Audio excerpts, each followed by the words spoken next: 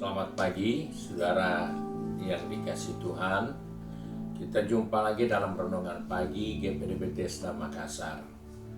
Pagi ini saya akan baca dari buku Amsal Sulaiman, pasal 12 ayat 2 sampai ayat 3. Firman Tuhan berkata sebagai berikut: Orang baik dikenan Tuhan, tetapi si penipu akan dihukumnya.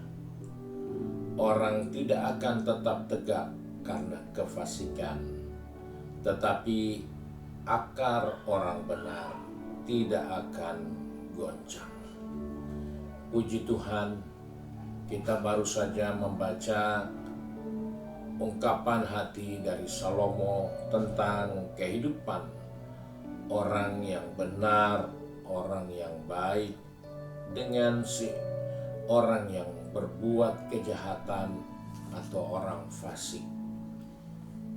Dalam kehidupan ini kita sadar bahwa setiap kita memiliki pendirian, memiliki dasar dari kehidupan ini. Sebagai umat manusia, kita punya keyakinan, kita punya agama, kita punya kepercayaan, dan itu menjadi dasar dari kehidupan manusia yang berhubungan dengan Tuhan.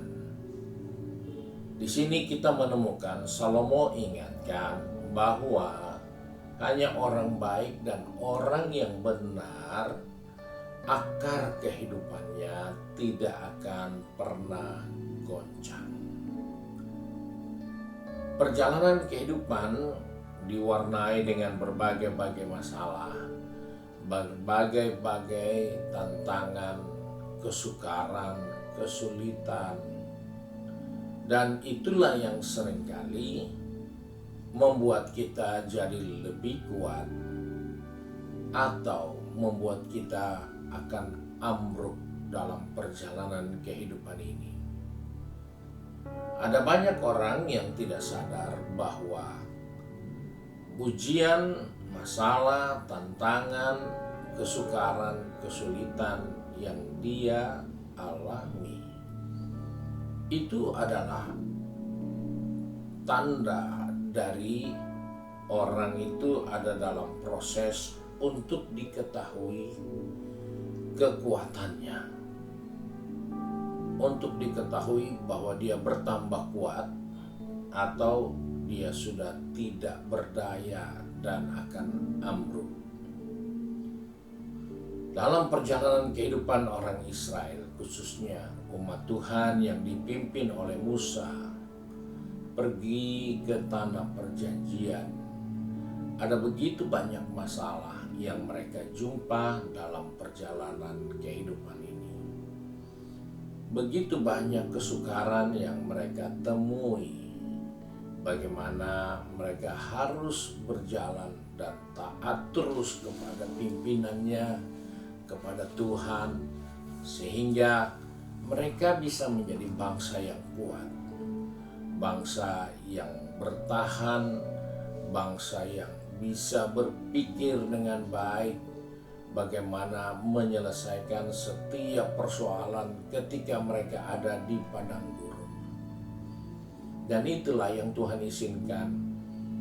Tetapi hanya orang-orang yang baik, yang benar, mereka yang akan keluar dan tiba ke tanah perjanjian. Sedangkan sebagian orang-orang yang tidak taat, yang tidak benar, yang fasik, ketika ada masalah selalu marah, selalu berontak, dan ingin melempari Musa dengan batu. Orang-orang itu tidak sampai ke tanah perjanjian. Orang-orang itu tidak sampai menikmati hasil dari tujuan perjalanan mereka. Dan ini adalah gambaran juga untuk kita sebagai orang percaya bahwa Tuhan sedang mengatur dan mempersiapkan kepada kita hari depan yang penuh harapan.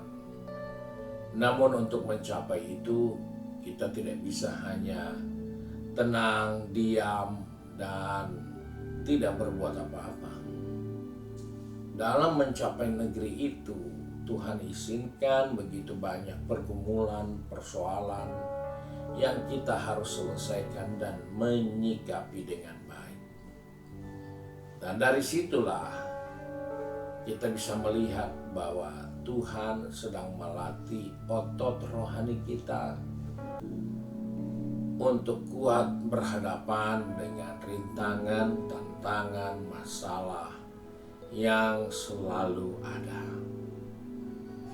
Dari sikap itulah membangun karakter kita yang baik. Dari menjalani hal-hal itulah kita menemukan suatu kehidupan yang berkenan kepada Tuhan. Dan seringkali kita lupa, ayat ini sudah mengingatkan kepada kita, orang-orang benar dan orang-orang yang baik, mereka tidak akan pernah goncang, karena Tuhan berkenan bagi mereka yang baik dan yang benar.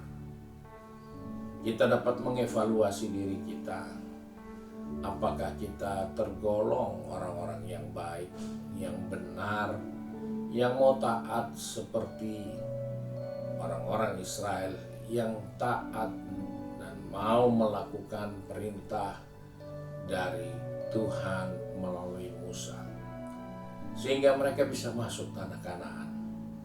Mereka bisa bekerja sama, mengambil tindakan-tindakan yang baik, dan hasilnya walaupun Musa tidak sampai masuk ke tanah Kanaan memimpin bangsa itu, tetapi Yosua yang melanjutkan kepemimpinan itu dapat berjalan dengan baik karena situasi sudah berubah, kondisi sudah berubah.